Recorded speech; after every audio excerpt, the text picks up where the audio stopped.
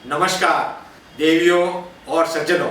बारिश का मौसम और गर्मा गर्म पकोड़े, ये दोनों एक दूसरे के लिए ही बने हैं। करेले के पकोड़े और कड़वे न हो, क्या ये हो सकता है? जरूर हो सकता है। अगर आप इस तरह से करेले के भरवा पकोड़े बनाएंगे तो बिल्कुल कड़वे नहीं लगेंगे।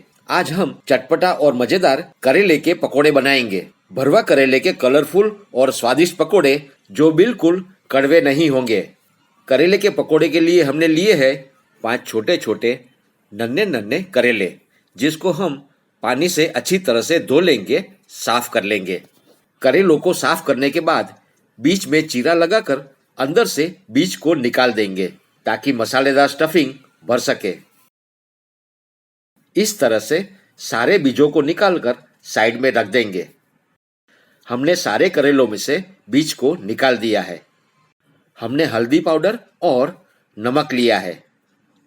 अब थोड़ा सा हल्दी पाउडर और थोड़ा सा नमक करेले में डालकर अच्छी तरह से कोटिंग कर लेंगे ताकि करेले की कड़वाहट कम हो जाए।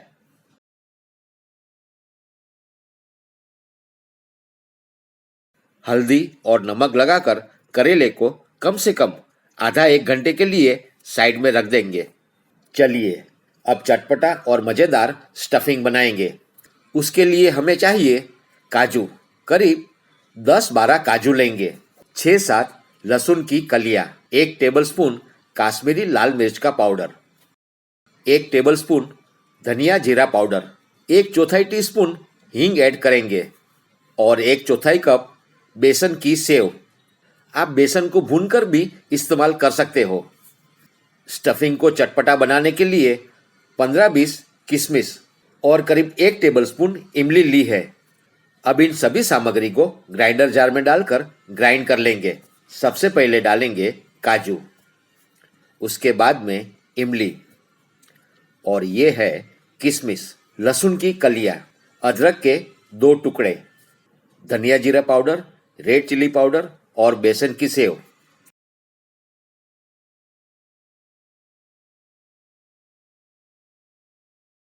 और आखिर में स्वादानुसार सेंधा नमक डालेंगे और ग्राइंड कर लेंगे। हमारा स्टफिंग तैयार है। इस चटपटे स्टफिंग को टेस्ट जरूर कर ले। करेले को हमने हल्दी और नमक लगाकर साइड में रख दिया था 1 घंटे के लिए। उसे हम पानी में डालकर अच्छी तरह से धो लेंगे, साफ कर लेंगे। अंदर का नमक और हल्दी निकाल देंगे। अब हमारे करेले कड़वे नहीं लगेंगे।